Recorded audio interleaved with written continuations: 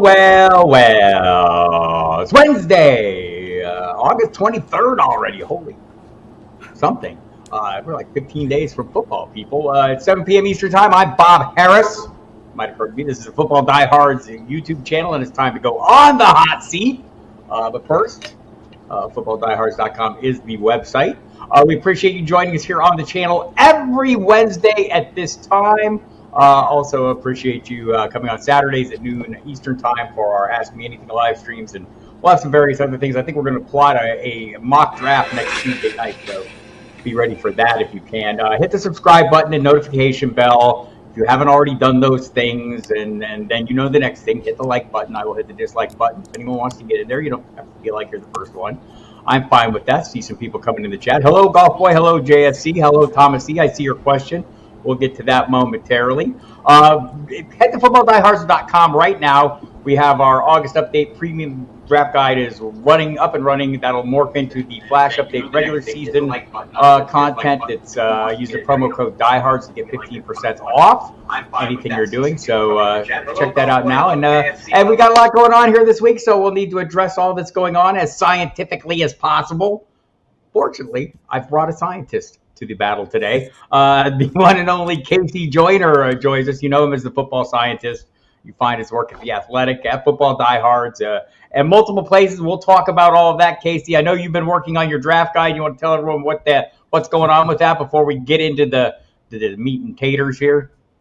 Yeah, 17 hours worth of an update. There was a lot of things going on. Doesn't seem like things are that many things are moving, but there's been a lot of player movement. I had to make some cornerback changes. I made about 4 or 5 different cornerback changes, which shifted player grades across the board. So my draft guide is updated through August 22nd. You can find it at thefootballscientist.com along with the paid subscription service. It's got downloadable charts, deep dive write-ups, which we'll talk about some of those here in a moment, that are available at Football Diehards as well. And it has a slew of other elements, including a paid Discord chat channel.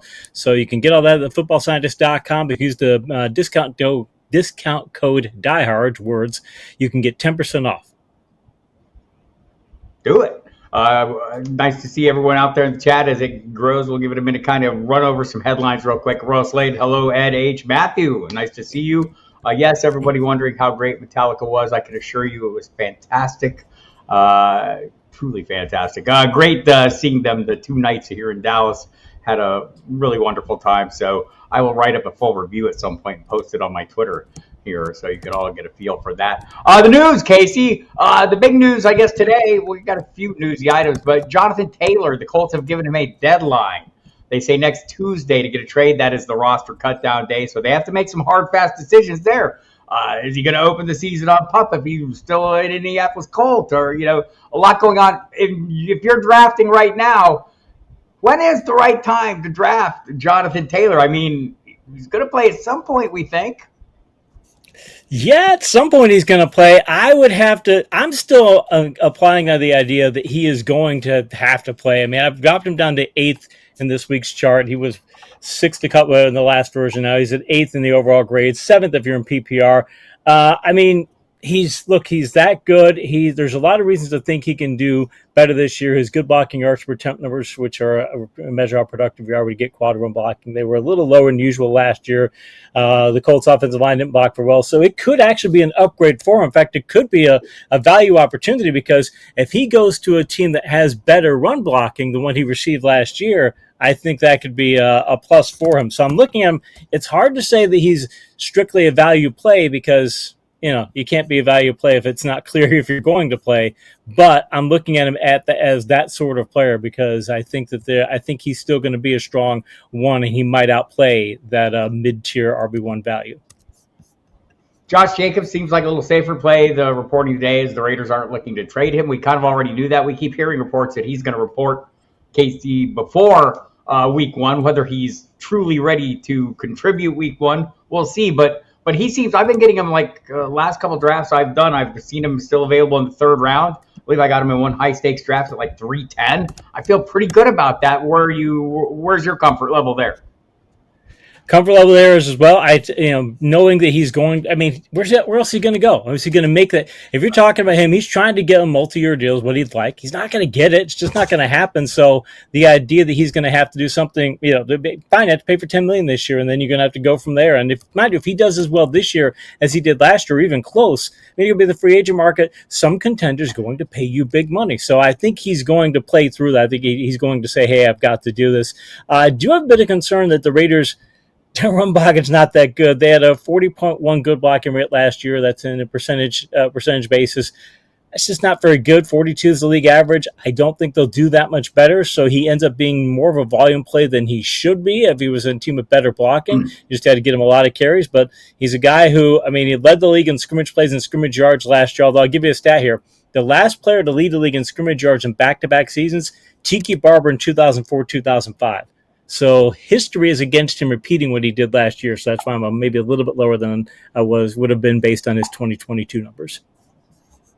I'm tracking some of your questions as they come in. I'll get to those. Hello, Albert. Hello, Pigskin Panic. Appreciate everyone coming. Robert, I see your question as well. We'll get to that here shortly. A couple other just, kind of things to watch out for. Jackson Smith-Njigba seems like he's going to miss a little time with undergoing wrist surgery. Pete Carroll, who is eternally optimistic about injuries, right, is now saying, hey, it might be a little while. So when that's like saying this is like next to an amputation, basically, in Pete Carroll's lingo. Terry McLaurin expected to be ready for week 1 despite the toe injury. He will be playing with Sam Howell as we expected, but that's now confirmed that he will be the starter. How do you feel about the Washington offense in general? We'll see Eric Bieniemy come in. KC, I feel like we tend to project, okay, here comes the KC offense. So Logan Thomas is going to get some Travis Kelce love, or is it Cole Turner? Sorry, I'm a truther. I can't stop. But, we try to project these roles, and I think we're doing it in the backfield. You see Antonio Gibson going well ahead of Brian Robinson Jr. Do you think that is the proper way to draft, assuming that he's going to get more work as a receiver or whatever? But Brian Robinson also, he was shot last year, 6 weeks before the season, and he ended up getting the bulk of the work. Are we going to see a significant change there? Are we drafting this right? The thing that gets me for the Washington players, and Bieniemy, Ray talks about the passing offense and what they're going to be. First off, obviously, hey, Eric Bieniemy, Patrick Mahomes might have had a little bit to do with that success in Kansas City for him, so he doesn't have 15 there in his backfield. I'll give you a metric, though. One thing that really makes me high on what Gibson and Robinson could do this year comparative to last year. I've got that good blocking rate metric. Measures how often a running back gets quality run blocking, which is important because when you get good run blocking, it's basically when you don't let the defense disrupt a rush attempt. Last year, when running backs got good run blocking, they averaged 1.2 points, fantasy points per play. When they got bad run blocking, it's 0.2. You basically have to get good run blocking. It's 6 times as valuable. And last year, Gibson ranked 40th in good blocking rate received among 44 qualifying running backs, and Robinson was dead last. They got terrible blocking. So if they can even just get from awful to mediocre, from 34.9 for Gibson, 29.3% for Robinson. Again, the league average is 42. They get anywhere even close to 40 to where they're getting, 39, 40%. It's going to be another 10, 15, 20 carries. It could be a pretty significant difference. If you add that to the fact that Robinson and Gibson, neither of them scored a touchdown on a good blocking run play last year, I think that changes too. So there's a lot of reason to think that they may be undervalued. Yeah, I totally agree with that. See many viewers coming in. So KC Joyner, the football scientist, here with me. You can follow KC on Twitter at KC Joyner TFS, the football scientist. Joyner spelled Joyner. KC, the initials. Very easy to do. Find his work at The Athletic, our own website, FootballDiehards, and the Fantasy Scientist. There's all kinds of great content available out there for you as paid or subscription service. So appreciate y'all checking him out. Hit him up on Twitter. You'll find links to everything he's doing there. I want to get caught up on a couple questions here because I think some are pretty good. By the way, Pigskin Panic 21 is feeling like Jahan Dotson is going to feast this year, whether he likes it or not. That seems likely. How do you view the split between McLaurin and Dotson? And is Curtis Samuel maybe going to be a little less of a factor this year? Dotson, I just did the update, and I got a little worried about him because I was really on his bandwagon before, but in the update, he dropped down to I do a matchup points total, measures how tough your competition is going to be this year, your coverage competitions, or if you're a running back, how good the run defense is facing and such. 1 to 100 scale, 100 being most favorable, 1 being least favorable. Dotson with the adjusted matchup points total dropped down to 7 matchup points. He's getting an incredibly difficult schedule. I don't like that. And when he was at the Nittany Lions, the idea that he's going to be this high volume receiver, he posted 13, 29, and 52 receptions in his first 3 seasons of the Nittany Lions. He's only had 1 year of an upper tier workload.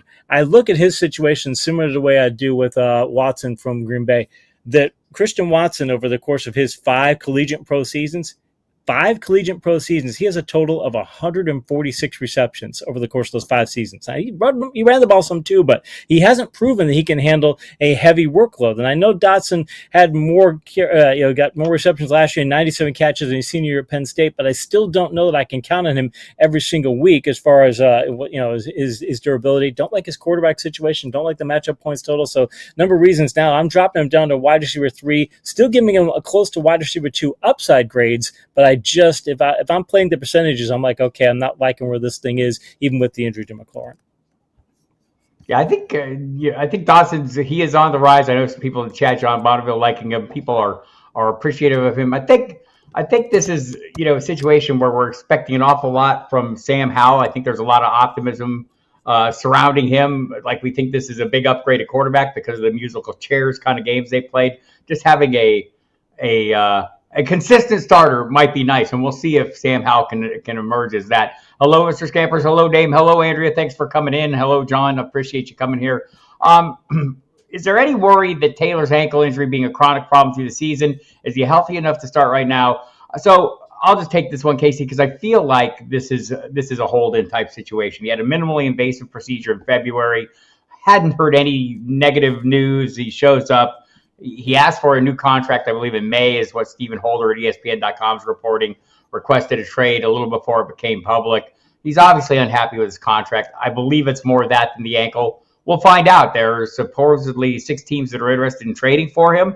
I suspect their level of interest. Now, it sounds like nobody wants to give the Colts what they're after. Albert Breer did an article at SI.com, and it seems like the Colts would like something along the lines of what the Panthers got for Christian McCaffrey. Seems like they're not going to get that, just the devaluation of the running back position in general. Like, if you were sitting here, if you were another team, Casey, who would you be after? I mean, is Christian McCaffrey that much of a better player, or is it just the devaluation that we're seeing really hitting home here? I mean, it seems like Jonathan Taylor would be a nice catch.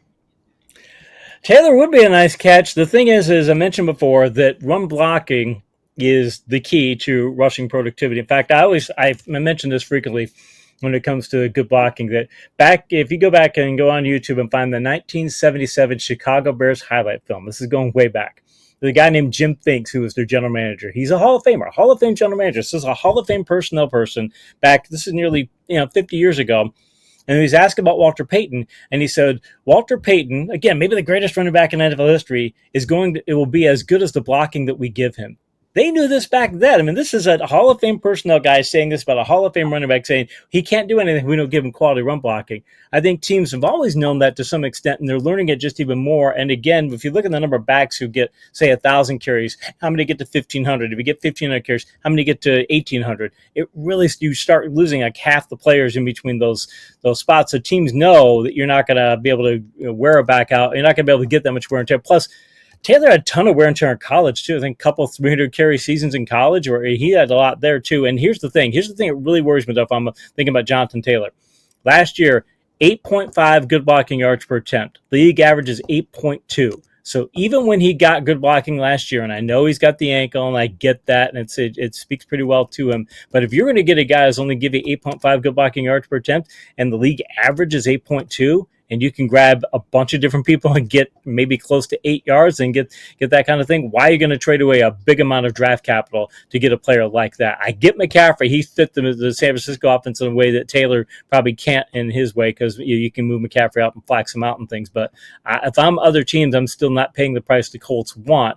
And I think that Taylor's going to have to go either sit out, or he's going to have to go back and play for the Colts, because I don't think, if I had to guess, I don't think either the Colts drop their what their asking price is, or he doesn't get traded, because I don't think a team's going to pay what they're looking for, barring some sort of an injury coming up.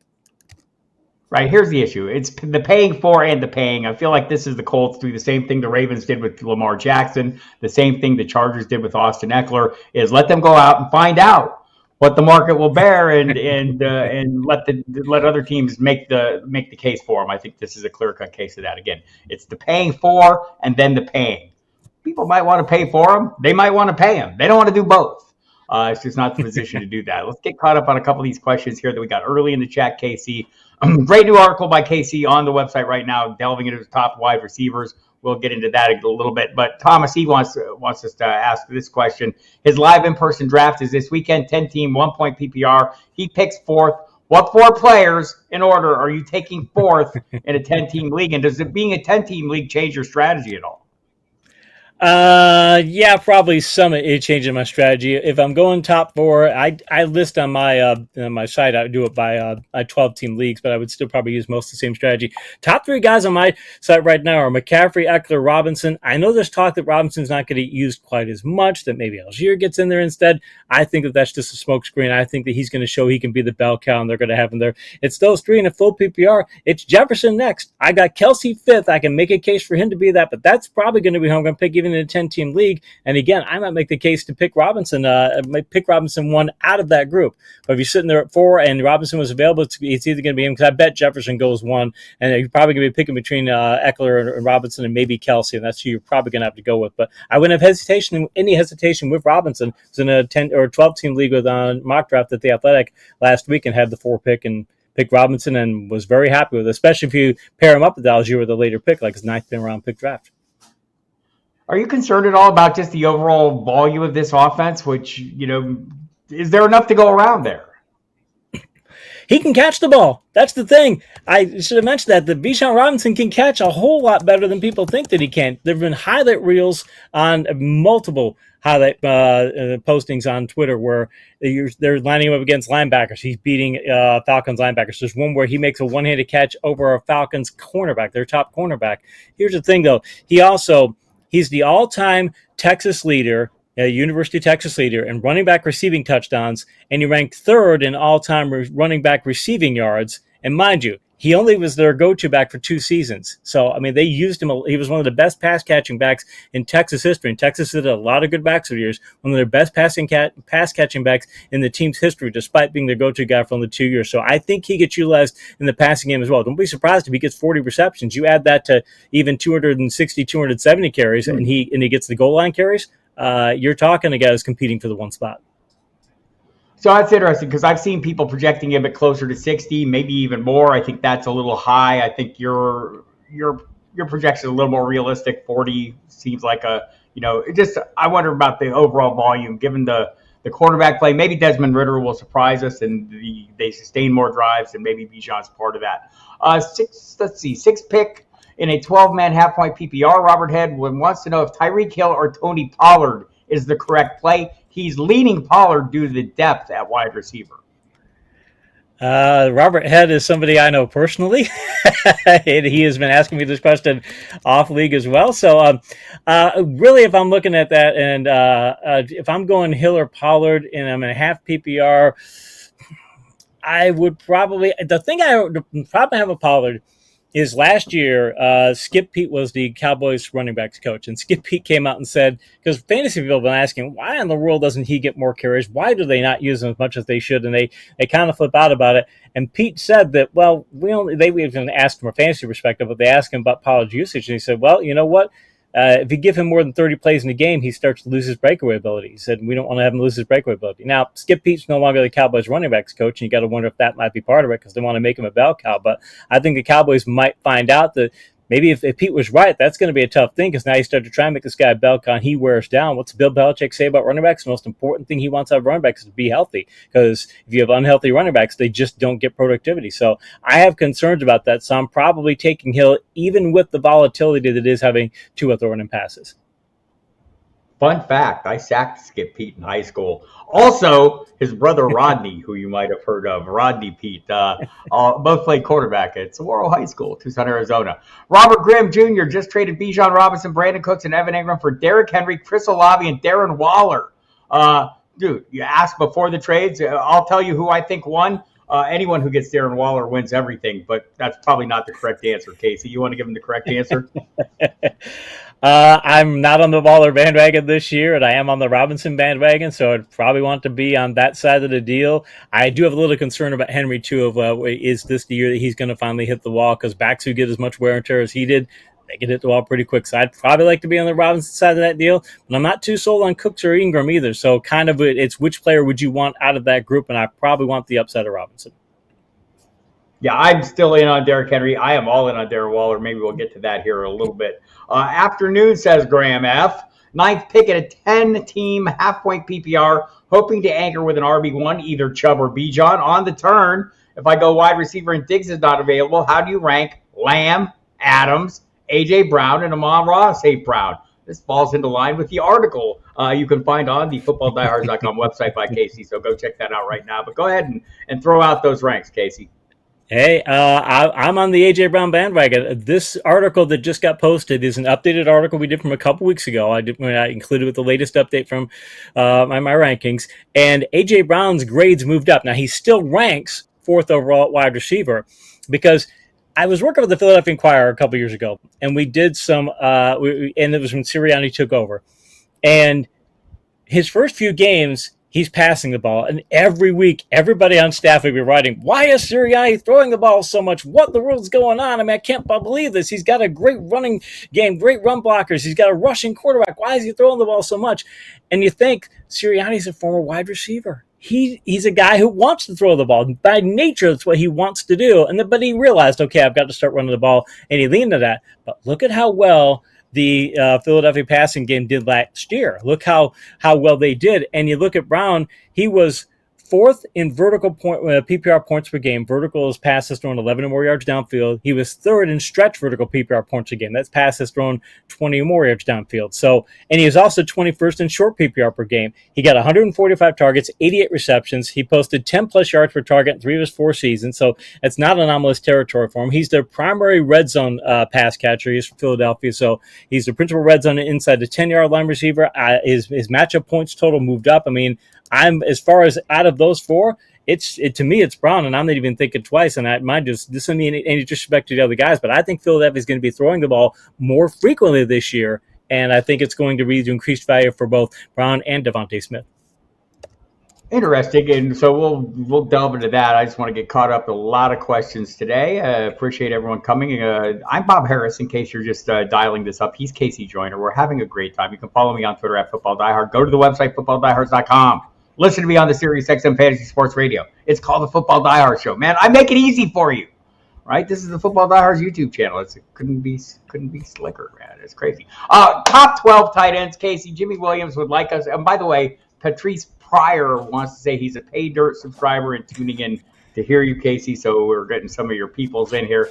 You want to list your top 12 tight ends and more precisely, you know, I think the real question here is how much do you change your rankings if it's tight end premium? They remain the same because it's relative, or do you make any adjustment there? I have a top 262 in my draft guide that takes player values and it reduces or increases the value based on position. Tight end always gets a spike unless you're in 2 quarterback, but even relative to running back or wide receiver, it always gets a spike because if you're in tight end leagues, again, not tight end where they can, it's tight end / wide receiver because that's a totally different beast. If you're in a tight end league where it's got a distinct position, I think tight ends should get spike value even if their point values aren't spiked. But so I tend to be more of a pro tight end guy than most people, thinking that, and especially because a lot of times there's more quality at this position than is generally thought. I'll give you an example on that. I have color graded rankings in my draft guide. Blue rated means you're an elite player. Green rated means you're a strong starter. Yellow means you're a quality backup, or in a deep league you could be a starter. Orange is a guy you probably want just as a backup, or red you don't want on your roster. So this year, at the tight end position, let's just call it half PPR since it didn't say which. The 8 players who either have blue or green rated grades. 2 blue rated players, which are Kelce and Andrews, and then 6 green rated tight ends. In order, it goes Hockenson, Kittle, Goddard, surprisingly Dalton Schultz, and I can make a case for that further if you like, Kyle Pitts, and then Njoku. And then you've got other players for as far as the top 12. You've got Engram, Waller, Komet, and Higbee. And I also have something called upside grades, which is how many players have grades that if their seasons go well, they could actually be strong starters. there are 19 players who either have blue or green rated upside grades. So I think the depth at tight end, while not great, while not, but while you're still, hey, you don't have only 2 blue rated players. If you don't have Kelce Rangers, you're playing at a deficit comparative to them. I still think you can get more quality production here than is generally thought, especially if things go well. So I don't mind stocking up a little extra in certain leagues on tight ends deeper in drafts, because I think you're going to get good relative value. What if I told you Darren Waller was going to get targeted 140 times? Then I would jump him up from 10 and jump him up to ahead of Schultz and put him up to right with Goddard and Kittle. If I knew he could handle that workload, if I knew that he wouldn't wear down from that, because it's his age 31 season and he's been showing signs of wear and tear, that's the biggest issue I have with him. He's missed 14 games of the past 2 seasons, but if I knew he was going to do that, yeah, sure.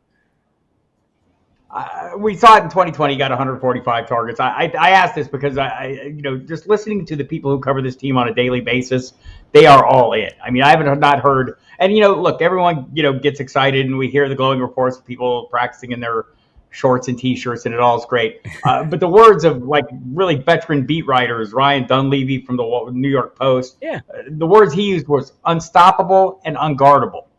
And I just feel like he's going to be very heavily targeted, and Brian Daboll is going to use the hell out of him. So we can argue that at another time. I'm all in on Waller. I moved him up quite a bit higher. But I think, in general, your point is good. I do want to ask you about Dalton Schultz. Rookie quarterbacks tend to look and lean on their tight ends. Are we making the same argument for Hayden Hurst? I'm not sure. But tell me about Dalton Schultz. Dalton Schultz, he was the most consistent pass catcher last year. He placed 9th in overall, last year he placed 9th in overall, 11th in short, and 12th in vertical PPR points per game.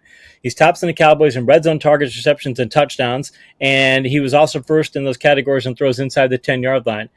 He's 4th in tight end receptions over the past 3 years. You don't think of him as being a high-volume guy, but he has been, and the schedule is just ridiculously favorable. I've ranked schedules on some Excel charts to give my subscribers, and it has red, yellow, green rated matchups, red unfavorable, yellow okay, green favorable. He's got 9 green rated matchups, many of those stacked together at multiple points of the season, so he has 100 matchup points, and I just think he's going to be that guy who is the security blanket, as it were. So I don't necessarily like him for the upside because it's not a great offense, but I do like the idea of him getting a lot of targets, and I think he's somebody because he's been because of the way he's done the last few years. I think he's someone I could say, okay, if I knew someone who I thought could get 70, say going to get 100 targets, 120 targets, and get 60, 70, 80 receptions, I would think he could be that guy. And where you can get him to around 9 or 10, you could definitely get him late in drafts. He's somebody who can give you some terrific return on investment.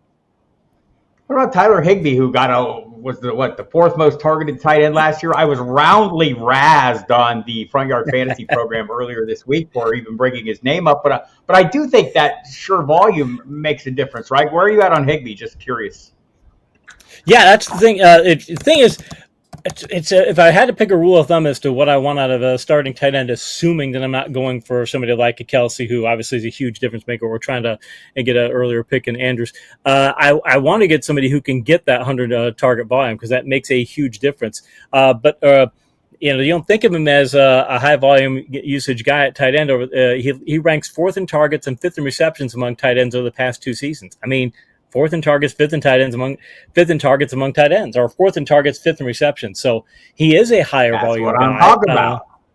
Exactly. Stafford should be healthier this year because the O-line's going to be better too. The O-line can't. I mean, the O-line. Right. If you look at the offensive line injuries they had last year, there's no way Stafford. I mean, if they had that happen again, Stafford should get a saint hunt. Right. It's gonna be a rough haul. So we have a question here. By the way, you guys, I see some of you are out there from KC, interested, and you have some great questions, and I'm going to get to them because I know KC will knock them out of the park. Patrice wants to know if we could talk about our superfluous, but I believe he means superflex, damn autocorrect, drafting strategy. And so I'll just start with this.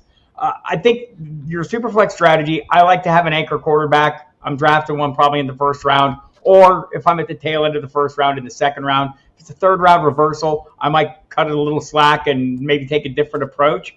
But the room is going to dictate your second quarterback, to me. I mean, we've seen this. I just did Superflex yesterday. We have a great video on the site a super flex draft, but some of them are just races for quarterbacks, right? And if you get caught in that, you don't want to get shut out. So you join the race and you get your two quarterbacks at the top. I just did one, the going deep big tournament out there. The first drafter in this tournament took 3 quarterbacks to start the draft, right? So that's going to dictate your strategy to me, Patrice. If you're I want to have an anchor quarterback to get started. Some people like to play that out a little bit more. I want to have that anchor either in the first or second round. If I'm at the tail ends of the draft, I don't want to get shut out of runs, and so I'm a little more assertive, a little more aggressive in landing quarterbacks. Casey, is there anything you'd like to add to that? I did a mock draft about 2 weeks ago where Superflex and had first pick in the draft, went running back, and by the time it came back to me at pick 24, I was not happy that I went for running back because there was a huge run of quarterbacks. I thought there'd be quarterbacks lasting into 3, but I'm sitting there taking, I think it was the 10th rated quarterback at that point. I mean, it was that far down. People had stocked up on quarterbacks, and you run that risk if you don't try and get that anchor quarterback. So even if you have the number 1 pick, you almost have to go anchor quarterback because you've got to assume that, hey, Superflex people are, when they say Superflex people are, they're gonna value that flex, but they're gonna make it essentially 2 quarterback league. So go quarterback. Don't take a chance of not getting that anchor quarterback. You got to get him. I agree with you there, Bob. Our friend Marcus Grant has a really good view of this. We're trying to change the value or at least adjust the values of quarterbacks to more closely reflect their importance in the NFL game. And when we do that through Superflex, we're not really doing that. We're just creating scarcity, and scarcity turns into a race. I mean, that's the issue. So watch out for that, Patrice. I think you'll find that you want to have that anchor, especially if you're drafting early, as Casey said. You don't want to get shut out and left in the cold. And maybe, like, if you get that anchor, there you have some flexibility. I mean, if you want to wait until later in the draft and take your chances with the Ryan Tannehill moving back into the top 10 fantasy quarterback rankings, something we've seen him do, in the last 2 or 3 years, I think 3 years ago, when he had better receiving help. So, there are different avenues, but I want to get that anchor. Golf Boy wants to know, how is Christian Kirk affected by the arrival of Calvin Ridley, and is Kirk a fair value in the 6th round? Christian Kirk, if he had... okay, let's assume for a second that Ridley's going to be what everybody hopes he's going to be. It would be nice to see Christian Kirk be that receiver. I'd like to see that. But as far as what he's going to be able to do, Ridley could get 125 to 150 targets. So, and the thing that gets me about Kirk and Ridley is they have overlapping skill sets. If one was a vertical receiver and one was a dink and dunk receiver, if you had varying skill sets, it's different. But when Ridley's going to get there, he's going to be taking Kirk's skills. And Kirk actually saw a decline last year in vertical and stretch vertical PPR points per game. So don't like that. He's got a low matchup points total of 36. I still think last year as the Jaguars leader in red zone targets, catches, yards, and scored touchdowns on all 6 of his receptions inside the 10-yard line. So I think he's still going to be there close. But the thing is, what are we going to get out of Ridley is the big question, because I think Kirk's value is going to drop. But, hey, Ridley did fantastic, but last year, the last time he played in 2021, he had an appallingly bad 5.4 yards per target on 52 targets in 5 games.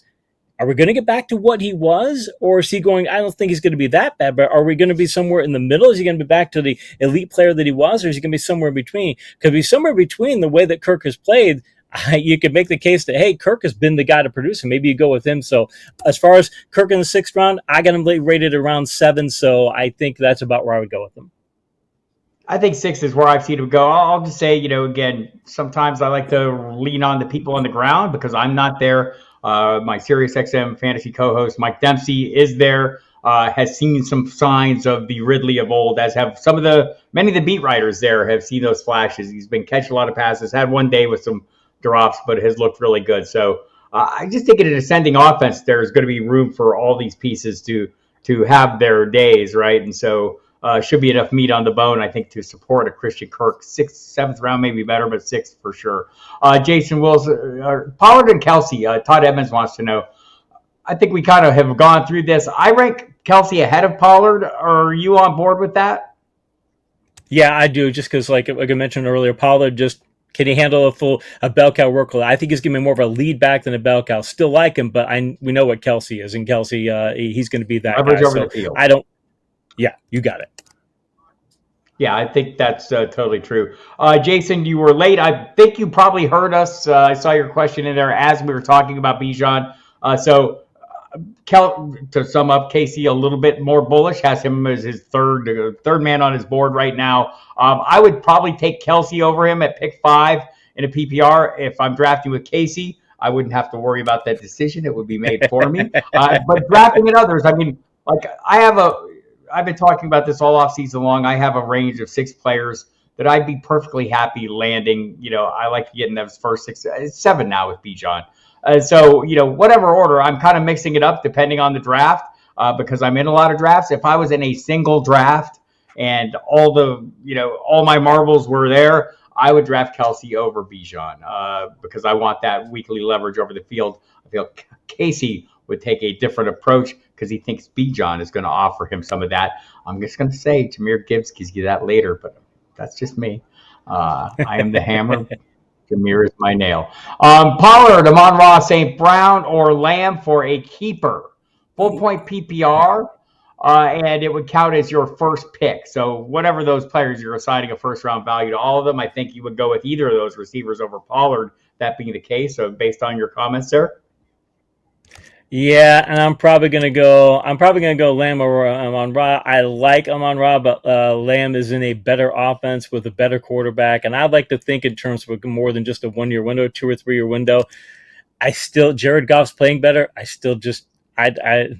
Hey, look, I was born and raised in Michigan, so I've got a lifetime worth of following the Lions and such, and being disappointed by them in so many ways. And I just think this whole idea that they're going to be this runaway winner of the NFC North and they're going to repeat what they did last year. I just think, what did they do early last year? Goff is better; he's still good, but now I'll take the guy with the better quarterback. I'll go Lamb.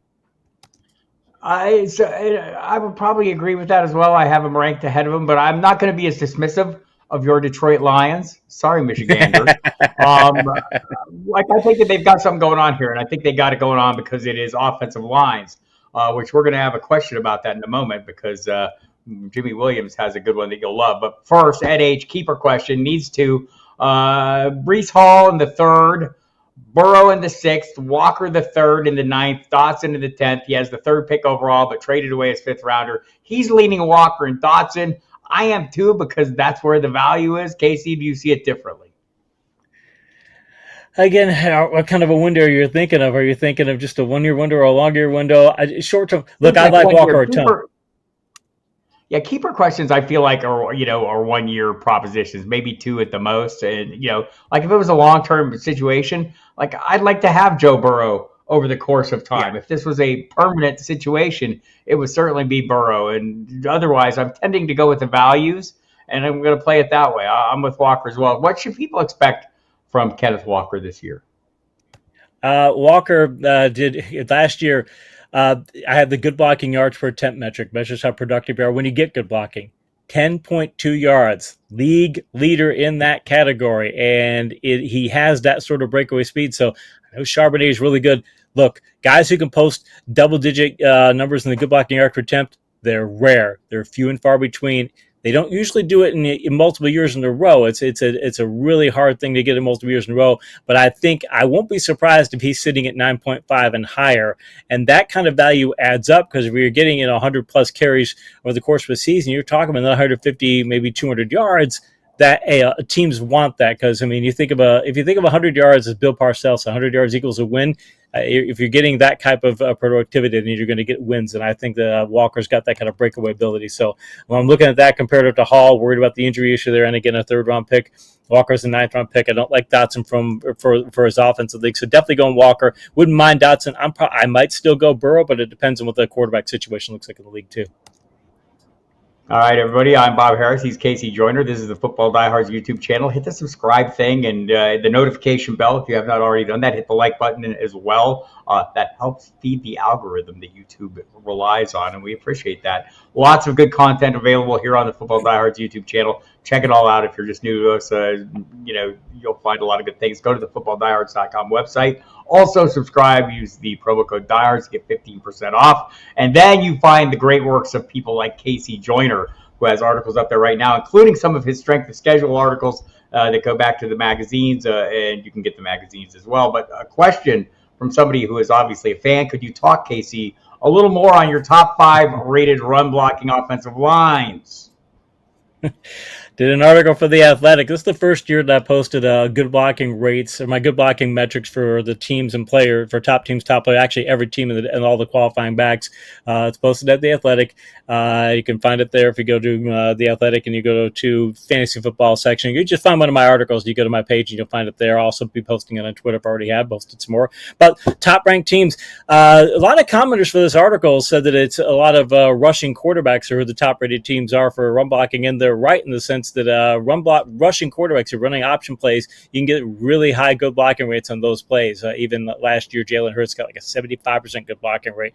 So that's part of it. But it was Philadelphia, Kansas City, Buffalo, Chicago, and Baltimore were the top teams. Having said that, Philadelphia and Baltimore are two of the best offensive line coaches in the league, and Kansas City has Andy Reid, who knows how to get offensive lines coached up. So there's reasons that these teams are as good as they are. In fact, Kansas City doesn't run the ball a lot with their quarterback. They're not a good planned rushing team with Mahomes, and I could get him hit like that. But they're run blocking what they were last year, and they've added more players to that. They could be blocking even better this year. It's one of the reasons I'm much higher on Pacheco and McKinnon than most, because I think they're going to get quality blocking when you've got that kind of unproven set of receivers.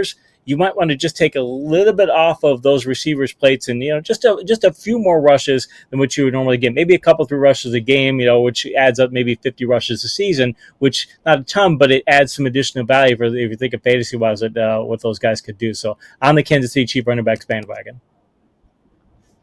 Fair enough. What did Mrs. Scientist make you for dinner, Casey? I believe that was a facetious question. Just to get it in. That's not actually.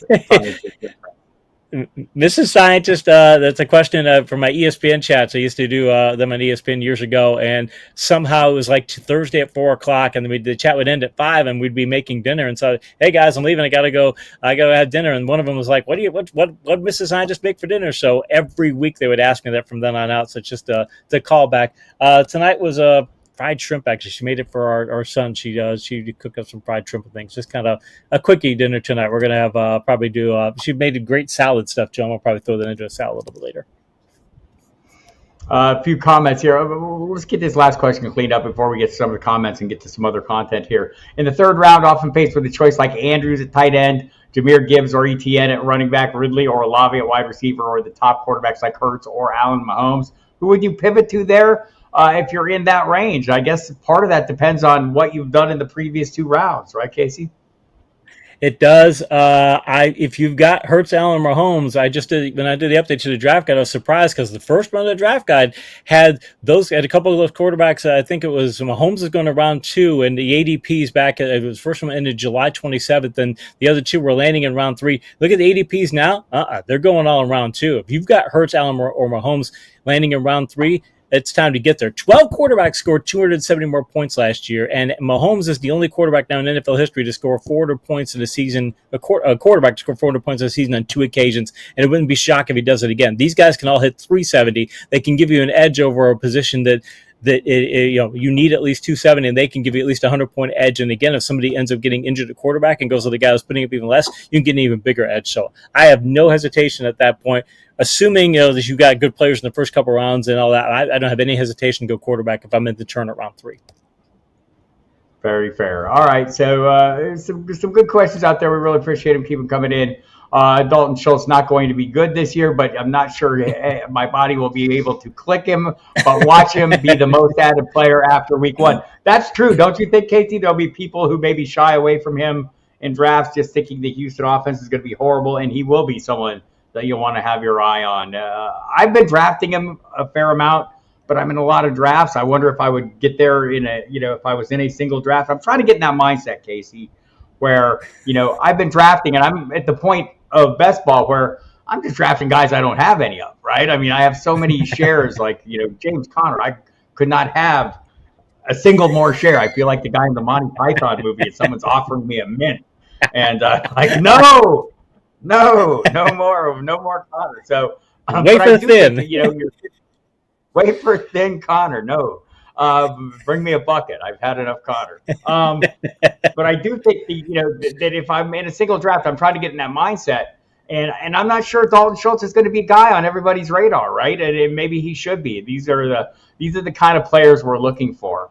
A couple more questions. Waller looked good in the second preseason game. I thought so as well, Patrice. Jones seemed to have a connection with him. Also, Daniel Bellinger caught the touchdown in that game, so could have that problem going on. Dalton Schultz being slept on by most. I don't think they realize the situation of the offense. John Bonneville guessing Higbee will be the second most targeted Ram again. I think that's a fair assumption, right? We're all excited about Puka Nacua, as John Bonneville mentions. Maybe too excited. Maybe, I think we're overlooking Van Jefferson a little bit for the obvious reason. He's been Van Jefferson for the most part, which has not been fantastic, but maybe at some point he'll develop. But I'm with you, man. Higbee is it for me. Keeper question, KC. Brett Monson, keep one. Calvin Ridley, DJ Moore, Mike Evans, Kadarius Toney. No values assigned to any of them, so it's a straight-up decision. Evans is too old. I don't like that situation. Boy, I'm probably going to go, you know what, out of these ones, I like Moore. Moore's probably the percentage play there. I'm still probably going to go Ridley because I want to play that kind of upside. Because if it turns out that, again, I love the upside, that just the potential for the downside, really volatile player there.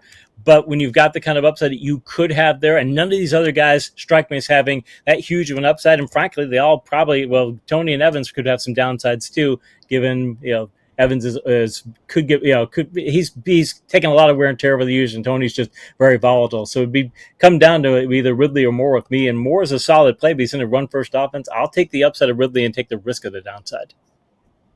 Gemmo, the icon in the chat. Gemmo, I saw your DM, and I've totally spaced it. I'll get to it after this program.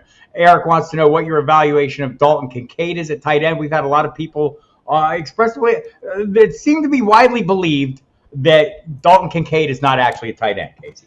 That he is actually a big slot receiver, that the Buffalo Bills rely heavily on the slot receiver, and that they've drafted him because they feel like he will give them advantage and the ability to create mismatches. The most recent person I talked to is Mark Gaughan from the Buffalo News, who expressed those views, but I have talked to multiple people. It goes back to Matt Waldman, our friend from the rookie scouting portfolio, who thinks this guy is just a different cat. Like, he's not like the other tight ends. One of these things is different. I know a lot of people are in on Sam Laporta, and that's great. You heard Andy Behrens on this very broadcast a week ago, Wednesday, tonight, express his views that Sam Laporta is going to be a different kind of guy. But I think it's easier to make the argument for Kincaid for those reasons. So how about you? Yeah, because he's also, look at the quarterback. He's got an elite quarterback and somebody who showed last year. He's got a tight end in Knox, and he's still throwing to Knox. Last year, he'll throw to his tight end, is what I'm saying. He'll get that utilization. And again, look at the receiving core. I mean, they need to develop somebody other than Diggs. I know they got Davis, but it's hit or miss there. They need to develop a guy who can be somebody they can send a solid amount of targets to, a go-to secondary target. At the end of last season, Kincaid was the FBS career leader among active tight ends in receiving yards, receiving touchdowns. He's been a high volume guy compared to his position, and they've got decent matchup points total. I like the quarterback. I mean, it's there's a lot of things to like about him. I had him rated lower than Knox in my first draft guide a few weeks ago, just because I wanted to see how it played out. Okay, is Kincaid progressing? Every report seems to think that yes, he definitely is progressing, and they are going to be able to integrate the offense from week 1 of this year. So yeah, I definitely want some shares of Kincaid as a TE2 with TE1 upside. Yeah, I think that's fair. All right, so Calvin Ridley has to be a Twerkless wide receiver 1. This is true. And I think a lot of people are keen to, just catching up on some of the comments here, Casey. So a lot of people are, that Trevor Lawrence kid, turns out he's pretty good with proper coaching. He might even be able to excel in this league. So there's that. Rank your rookie wide receivers to target and running backs. So, I think the running backs are pretty obvious, the top 2 for sure. Beyond that, if you have any strong feelings, but in particular, rank the rookie wide receivers, Casey. Oh, rookie wide receivers. I'm going to look over the list here for a second because, So we got the first rounders or the easy ones. Addison, I'll take Addison as an example. I've got Addison ranked. I've got him as if I'm looking at, say, a half PPR for Addison, because I've got him ranked pretty low in a half PPR league. So meet the difference there. He's 41st among wide receivers there. I've got him with a 30 upside grade, meaning I think he could be a 3 if he pans out well. He's going to be taking over the Thielen role. And by the way, Thielen I think is very undervalued for where he's going in drafts too, but for not as a rookie situation. But I like Addison there. It's just I don't necessarily like leaning on rookie receivers. We're getting used to this idea that, oh, hey, rookies are going to be these, these top receivers and things, but Addison's going to be one of the top guys I'd take. He's got a favorable schedules and a high-powered offense and all that, but I'm still thinking he's got some orange-rated downside to him. It's just a guy I don't want to invest too heavily in. So I'm always thinking that you want to play kind of to the downside grade when it comes to rookie receivers rather than the upside grade. But Addison might be, depending on where you could get him. If you want to make him your lottery pick, that's fine. But again, he's competing with Jefferson, and that's we know who's going to win the if you're looking at splitting targets between those two, who's going to win that. So. I've been in drafts where Jackson Smith and Jigba has gone ahead of Tyler Lockett. Those people were insane, and they will regret that move. That was before the surgery, but they would have regretted it either way. Tyler Lockett's still a thing, people, and a very good thing. And I guess Quentin Johnston, we're hearing, just talking to people, cover the team on a daily basis. He's well behind Josh Palmer as the fourth receiver there, so they got three ahead of him. If something were to happen, I've talked to people who, at least one person has asked me about the concept of drafting a handcuff at wide receiver. Let's say you drafted Mike Williams. With Quentin Johnston, if you could get him late enough, I don't think you could. That was my view when the question was asked. I think you're overpaying for a receiving handcuff, which is kind of a novel concept. But is there anything behind that to you, or would you just avoid that? Generally speaking, I would probably avoid, just because with running backs, the teams want to funnel things through one back. If a coach had their say so, they had their druthers, they would just as soon send all the carries to one back. Every coach, if they could, would use a bell cow. Even Belichick, the guy says, I want a healthy running back. He's used a bell cow before. It's not very often, but he's done it before. They prefer to do that. Receiver, you're always going to be able to play call people up, and you're going to be able to split targets around. So I think the concept of handcuff for receivers doesn't work quite as effectively as it does a running back. And like you said, you end up overpaying for that position because you're trying to handcuff him. Yeah, Nate Markham, by the way, Colby Conway has him sold on Schultz. Yeah, Colby is big on Schultz, big Houston guy, but also big on Schultz, and makes a pretty good case for him as well. A few other things in here that we were going to clean up. There's some comments, people commenting on Ben Johnson being a very good offensive coordinator. I agree with that. It turns out he does the job well, and he maximizes the value of his pieces.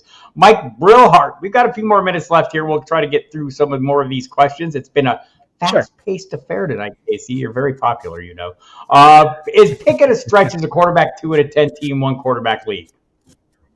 Yeah, I think he is. I've got him ranked 28th. There's a lot of things to not like about that offense. I just don't think that I think there's a lot of things the Steelers offense does not do well. 35 matchup points too. The guy doesn't run enough to really offset that value. So there are a lot of other quarterbacks I would just as soon have than Kenny Pickett as my QB2. Yeah, I think that's reasonable. Eric with Chase, DaVanta Smith, Hurts in the first 3 rounds at a work league the other night. And he liked that whole notion. The Chase, DaVanta Smith, I think DaVanta Smith, I know he's on your list. He's on that list of wide receivers. I know Darius Slay said, that he feels like, DaVanta Smith ranks right up there with the best wide receivers in the NFL. This seems like a true 1A, 1B situation. Why do you have as much separation between he and A.J. Brown? Why Brown so far ahead of DaVanta Smith? Not that DaVanta Smith isn't high. He's high.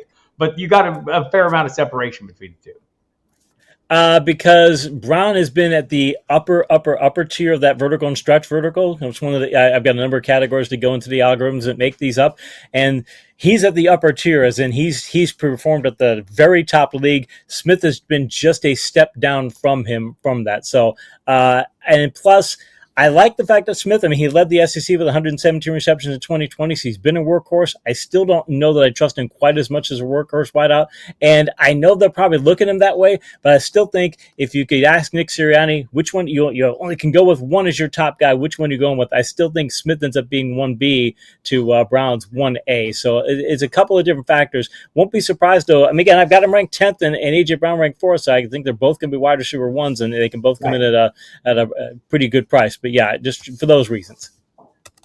Yeah, if you want one of them, you can make the argument for picking the first one if he's available to you. I think maybe to me, DaVanta Smith might be the play at cost, especially if he's sliding into the early part of the 3rd round, which he does not always do. So I'm with you there. I expect a lot out of this offense. Hello, Melissa. Nice to see you. Is Moss in Indianapolis worth a late round flyer? He has a broken arm right now, and they might not be done making moves there. Here's the theory that people are throwing around out there. is Jonathan Taylor gets traded. Let's say the Miami Dolphins. They're one of the teams that have supposedly expressed interest. We'll see about that. But the Leonard Fournette is floating around out there. So is Kareem Hunt. Would either of those guys appeal to you in this Indy offense playing with Anthony Richardson? Well, here's the thing. Leonard Fournette last year, 6.8 good blocking yards per attempt. It was 41st in the league. So I don't know that he has breakaway ability left in him. So I think mind you, look, either of those guys is going to be a bulk carry guy. You bring them in there so you think you can give them 150, 200 carries, and you hope they can get what you block for them. And if they can do better, that's great. And that might be, but that's the thing. If you get good enough blocking, and the Colts offensive line was terrible last year. They got a new offensive line coach, a firebrand coach. If he gets them to block better, they can get even just a solid running back, and they're not get the same production that they got, but they won't see a gargantuan production drop, because you can also, by the way, you can stack them up too. Just get a couple of guys for cheap prices and rotate them in. I think that's the way they're going to look at it this year, is make their running back kind of an expendable position. So I wouldn't mind in fantasy taking these guys for low values and hope for the upside, but maybe you don't have to draft, or maybe you can get very late picks, something of that nature. I wouldn't be investing a lot in the Colts though until the situation gets clarified. Jimmy Williams would like more refined view on Gibbs, Swift, and White. I have concerns about Swift based on the Eagles not throwing the ball to running backs last year. They were the fewest targets to running backs last year. I know Chris McPherson from Eagles.com says that's going to change. I asked him why that's going to change, and he said because they have a back in Swift now that can catch the football. Well, this is news to Miles Sanders, who caught 50 footballs as a rookie. I think he can catch as well. So, I'm skeptical of this. I love Jahmyr Gibbs. I like him at cost. I think Swift, you're overpaying for. That's too convoluted a situation. Rachaad White, it's not a great offense, but I don't see anyone cutting into his workload. Any disagreements there, Casey? We agree on White, 7.3 good blocking yards per attempt, ranked 36. That's just not good out of 44 backs. It's not very good.